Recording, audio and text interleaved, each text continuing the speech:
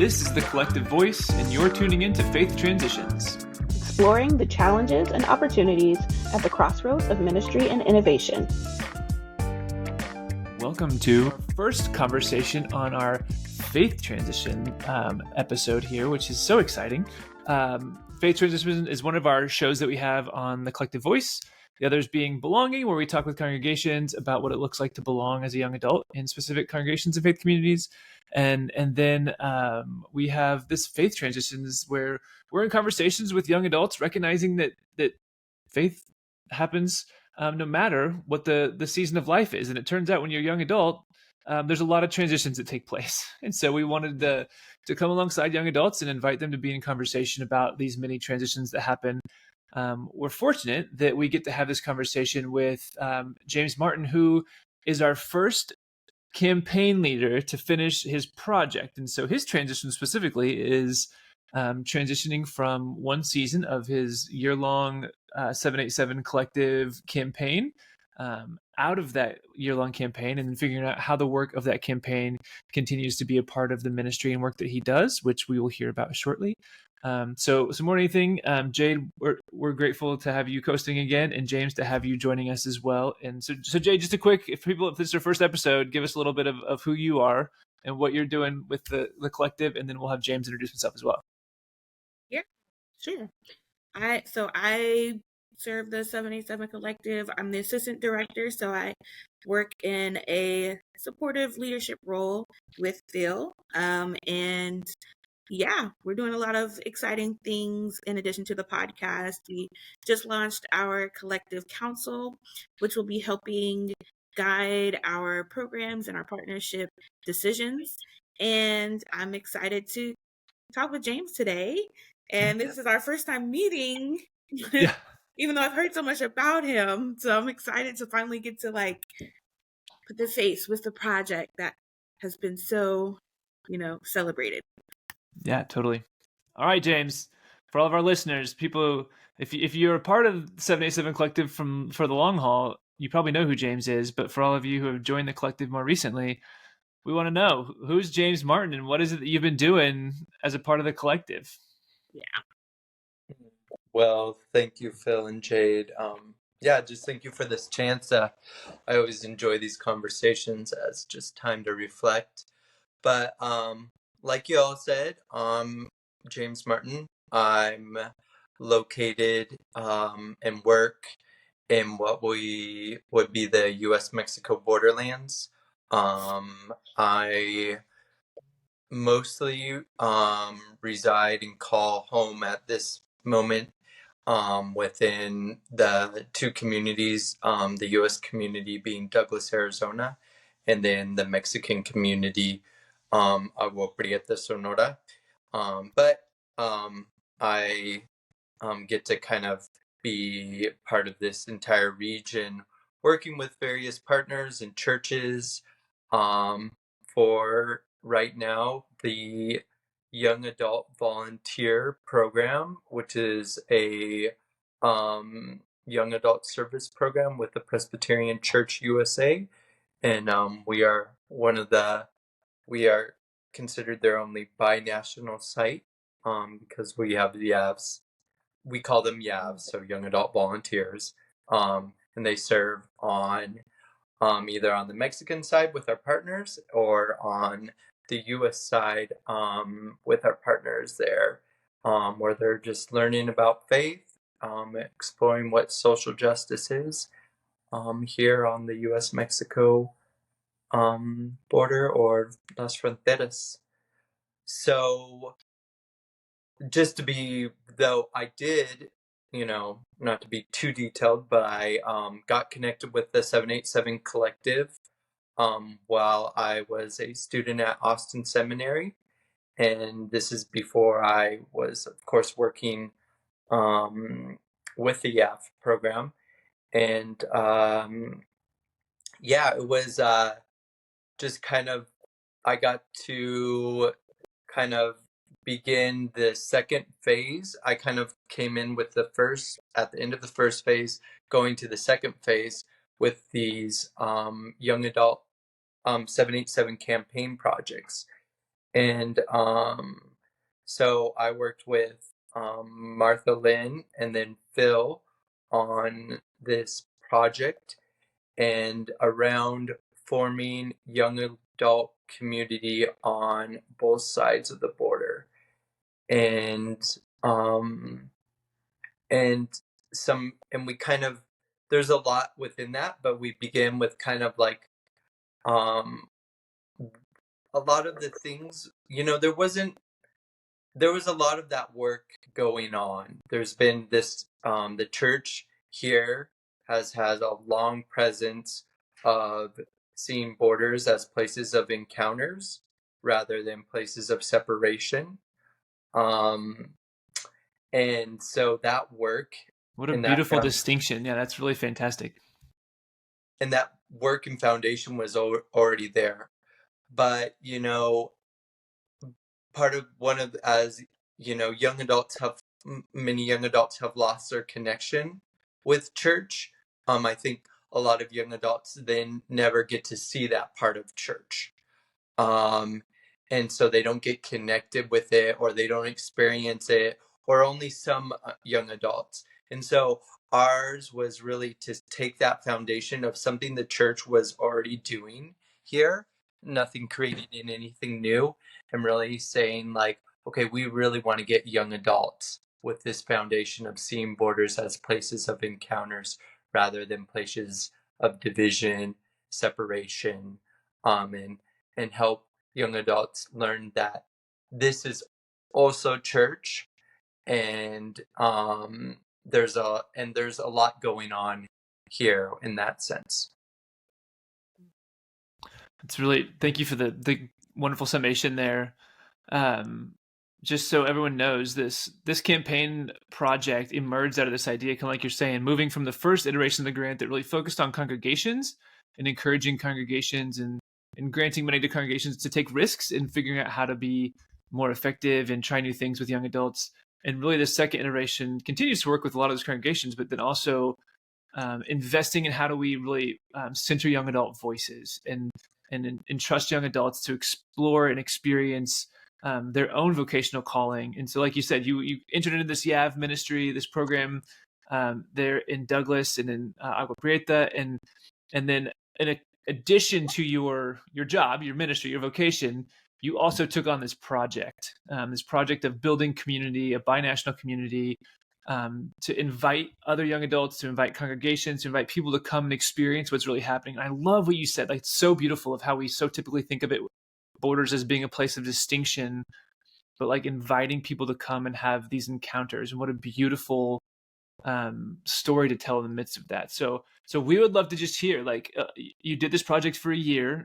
I was very privileged to come and get to see it, like see some of the work you were doing. We shot a great video with some friends that you have there that are creating a video for us, and you'll be able to find that video on our website and on our YouTube channel.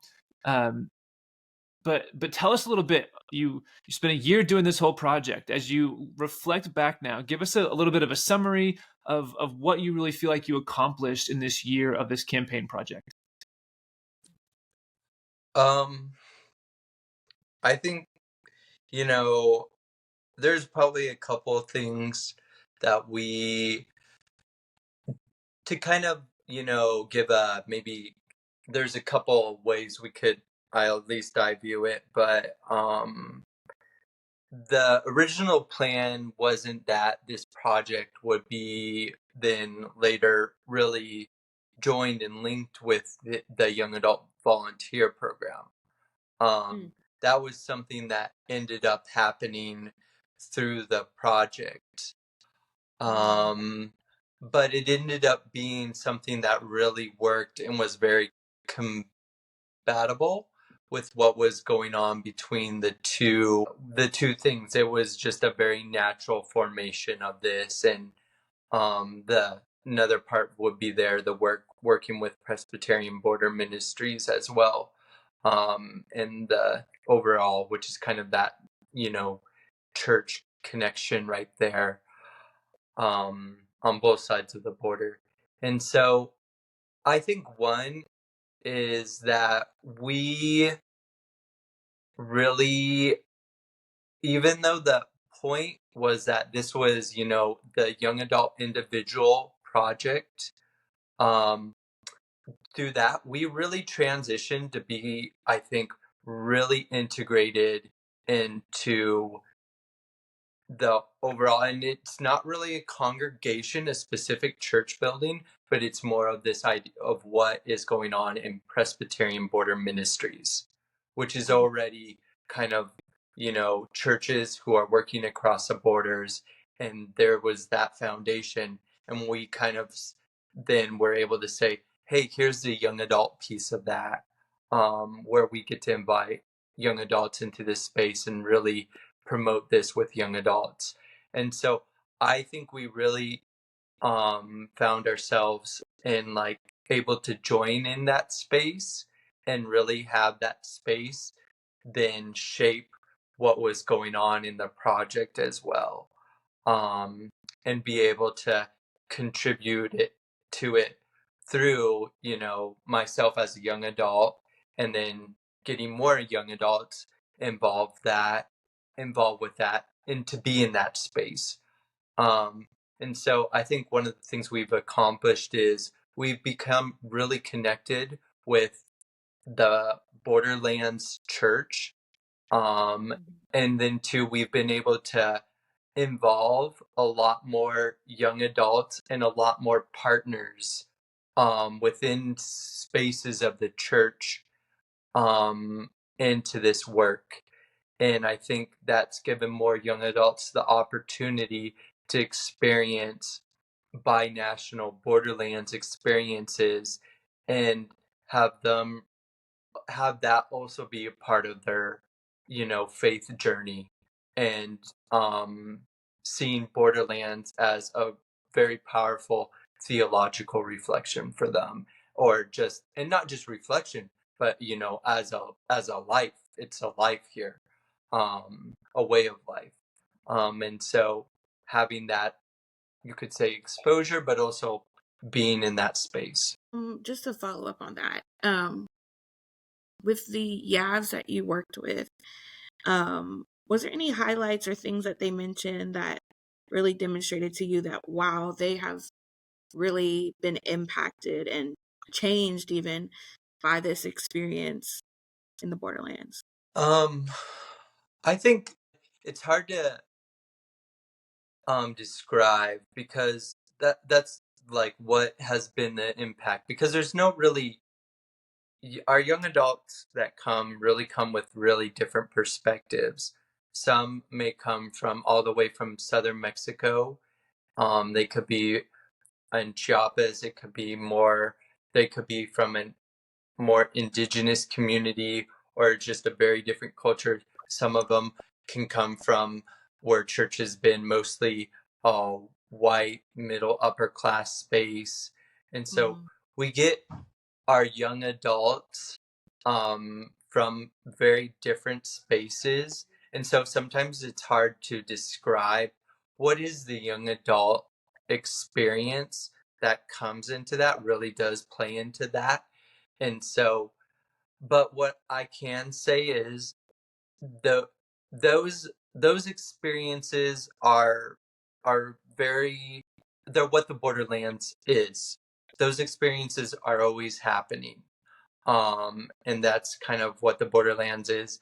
But what I would say is some of the impact is it allows it, to me, the Borderlands is a very sacred space, because you don't find that space very much. And, you know, where you get so many different things coming together, and that's that encounter.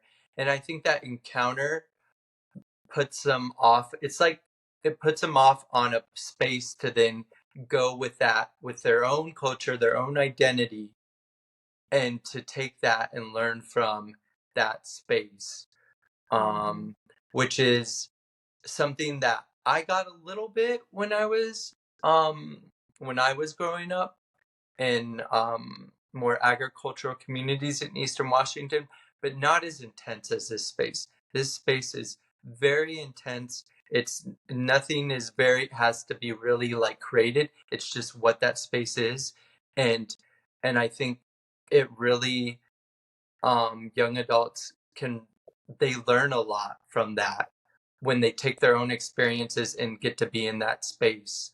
And so uh yeah, that would be my, it's not like a specific, I can't really put a lot of things around like this was this young adult's experience or that's this young adult's experience. All I can tell is that space really has a lot of transformation power because that's what borders at its best do. They their encounters, and I would say their encounters with God, and it can really take people in a whole. It really allows you to be opened up by the Holy Spirit, and then find this new way of that. It's like the Paul's experience. He has this encounter with God, and there's a new way. You wouldn't have guessed that that would have happened with Paul, who was persecuting Christian communities, but something that happens, and that experience has happened with many people. There's not, you don't know what it's going to be, but it's an encounter. I guess that's what I would say. I love this idea of it being a transformational space. So, as you again reflect back kind of on this past year, I'd love to know how you were transformed, right? Like, let's get real personal here, James, with you. Like, what were the transformations you've seen in your own life, and how do you think that you have changed because of the work you've been doing in this borderland area? I think, um, you know, now I have talked very beautifully about the Borderlands, but there's also a tension to it, which is the injustice, the death that occurs in the Borderlands, and the struggles that our young adults do have um, in the Borderlands, and when you're coming from a very different space, and here you're in this new space, and communities are, formed in a different way than what you're used to. So I think I came into that space, with my own experiences and my, perspective and my, identity as a white male. And I think what I'm learning is how to accompany um different, all the diversity of people's identities in that space. um it's not an easy thing, but there's a lot of inequality in the Borderlands as well, and there's a lot of suffering, and there can be a lot of hard things within that. And so I think um I'm learning how to better support young adults when they come into that space, because it's why I can speak very beautifully about that space. It's also not an easy space um, to be in. Um, and so, and I think that's just, a lot of listening to people's, what that means to be in that space, especially when, a young adult might come from southern Mexico, and then here they are in this very different space. And or it can be from, Central America. There's just a lot that goes into that. And so I think I'm constantly learning that I need to also um, really, the goal is to support young adults in this space so they can have that transformative experience of an encounter. But also but by we need to really be a strong supportive support there, because there's a lot of hard experiences in the Borderlands. Even the logistical piece that like just was so I'm so naive to when I came down there, and you living on the Mexico side, and I was just inquiring like why did you make the choice to live on the Mexico side? And you're like, well, because we have Yavs both on the Mexico side and on the US side. I want to be able to be hospitable to our Yavs on the Mexico side, and to do that means I have to live on this side because the ones in the US can come into Mexico easily and return home, but the ones in Mexico can't always come into the United States and then just go back home. And so there was such a sense of hospitality, even like as we had conversations, you were even saying like not everybody is of one mind about immigration policy in the community there, and yet there's still a sense of whatever the case is, there wants to be a sense of hospitality. One of the words you mentioned was accompaniment. And when I was a chaplain for a short period of time, that was one of the words that that was one of the aspects of our ministry that we focused on and that we saw as really important and meaningful. And so I guess I'm interested in hearing more about like how you saw yourself develop, maybe even as a spiritual leader to these young adult volunteers during your time over the course of the last year. Yeah, that's a good question. And I never really saw this role too much as a chaplain, but when I think about it and use those words, accompaniment, it is a lot of that. Yeah, I think that accompaniment part and seeing that is something I'm just like starting to realize that that's a lot of the work. And I only say that because like Phil says, there's a lot of logistics that go into the program, and we've been working on a lot of structural pieces. And so I spent a lot of time this first year of building a lot of structure, and building and thinking about how we can work within this space and the logistics of it, because a lot of whether it's working with immigration, who can cross, how are we going to redefine ourselves, our retreats, and all those things that we're doing on the Mexican side, and what do we need to consider when we're doing that, and how are we and also like the structural of our own board who's supporting that. And so I haven't had as much time until recently to think about how we're accompanying young adults, but I think recently I am starting to more think about that.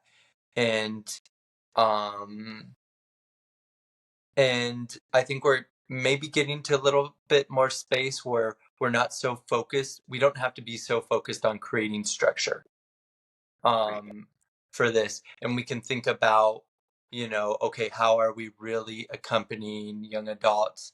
And, I think that is like, at least when I learned chaplaincy, it was very much of they use this, I'm not sure what they call it, but where you act, then you reflect, and then you use that reflection to rethink about how you're going to act. And that process is really what we're in. We've done a lot of acting, and we're moving through. So we really need to, and not, it's just not a reflection for myself, it's a reflection for our entire board, of, okay, how are we going to need to change some things? And how can we best accompany young adults? And if this is the reality of what young adults are experiencing or what is going on within immigration, how are we going to accompany the young adults who are doing their service in that, and making sure that it is not to say it's not supposed to be it's going to be a hard experience. I'm not, saying that it's not going to be a hard experience, but how can we do a better job of accompanying them in that? And so I think, yeah, seeing it as a chaplaincy, and, and seeing at realities as that's the reality, how are we going to accompany them in that, is really, we're in the middle of that work is what I would describe it as, and we're, but we're doing a lot of reflection, and we'll be, and we'll then make changes on it. And I think that'll be something we'll have to do every year, because that's the thing, politically, if I'm just talking politically, we're always going through changes here. Every year is something different. And so we really have to, fortunately, we're in this program is very flexible and can change very quickly about what we need to do. That is like the nice thing about these projects, or doing, ministry maybe in what they call third spaces, is to really, change quickly, because, your context changes so quickly. That's so good. And I think, again, this show's called Faith Transitions, right? Recognizing that transitions happen so often, regardless of space that you're in. And I love the idea of act, reflect, and reflect on how the reflecting can help you act differently. Is there anything in addition to that you would like, for those who are listening, whether they're young adults just dealing with all the transitions of life, or congregations or faith communities or third space mentalities that are really trying to figure out how do we be nimble, and what are aspects that we can embrace that can really help us to be more effective in the way that we either minister with young adults, or find ways to be in community with young people, and like feeding the passions and the realities of their lived worlds? Mm. Yeah, that's a good question. One, I do think, one of the advantages we have of being on the Borderlands is we have a very clearness sometimes of what those changes are and what those transitions are, because we get things like, if nothing else, I can tell you, it's like the wall on the US-Mexico border. I can literally point to, this shows what can represent racism, or, whatever it is. The lines aren't as invisible here. We have very specific things we can look at, or we can look at policies or whatever's going on, and we can say, this is it. We can point our finger at it and being like, this is right now a problem we have. And it's very evident, and it's there. While I think a lot of young adults, or a lot of times, we don't get those spaces. We have to navigate a lot of invisible borders. And by having your borders be invisible, I think it's just sometimes that it's almost like that's an advantage for us, because you can clearly know what is going on, and Yeah. you can clearly point to that. While if you're, more, those barriers and borders are much more invisible. And I think it's a lot, at least I find that a lot more exhausting to deal with. And so I think the only thing is, being part of a community who can really point those things out and be supportive, and that way you feel like those, whatever changes, borders, barriers, are, you don't feel so like you're trying to navigate invisible things in our society.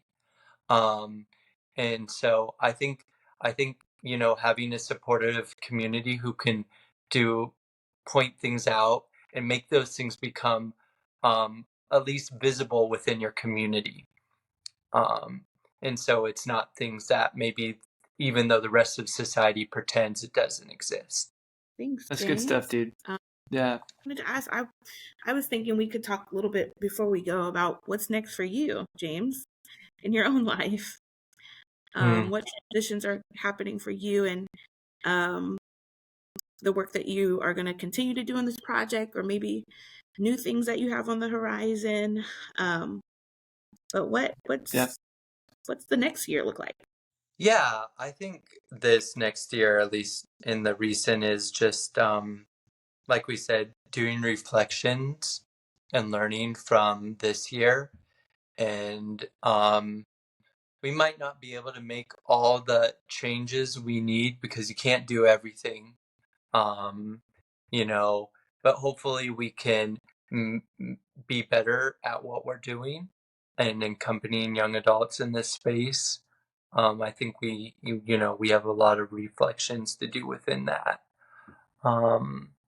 And we're at now kind of structurally, there is a lot of we have a lot of structural things to go in, of we've been in this process of we there's a lot of things within just the now, since we are really part of the PCUSA denomination, so we have a lot of denominational things to also navigate, and at the best of that means like collaborating together, and so there's a lot more collaboration for us to do. And then sometimes when it's things are harder, there's a lot of just, you call it, we're just navigating things and trying to figure out how to stay out of trouble, which is being really good about asking for forgiveness, huh? That. Yeah, there's and so and those you never know sometimes what the boundaries or barriers there are there. Sometimes that's the hardest thing about working in the church is those boundaries and barriers sometimes just structurally are even more invisible than what we can, than just normal society. And so you got to be, and so I'm not, I didn't grow up in the PCUSA church, so that's always a learning experience for me too, of navigating things. So I really appreciate your words on this idea of reflecting on the invisible borders. I think that's really, really solid.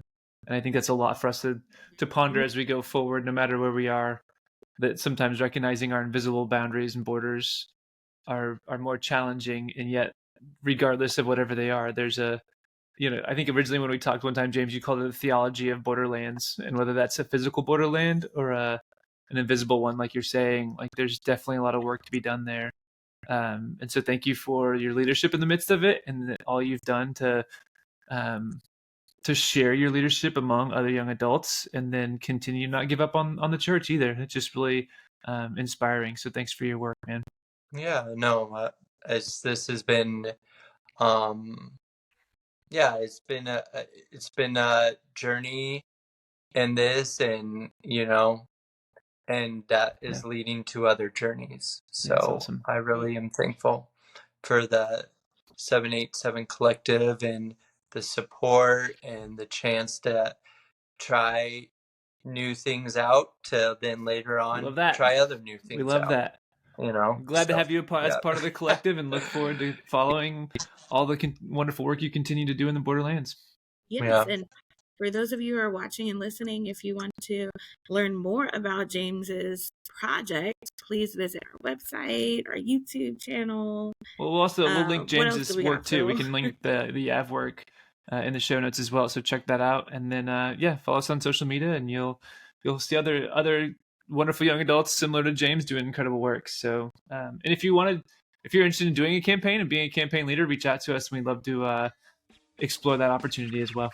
Definitely 100% recommend. Thanks, James. Thanks everyone for listening, and we'll be back soon with another episode. Catch you next time. Thanks for listening to this episode of the Collective Voice, the premier podcast of the 787 Collective. Click the link in our show notes to connect with us and learn how you can be the lucky recipient of free 787 Collective swag. And don't forget, when you rate and review us, you're tricking the algorithm for the common good.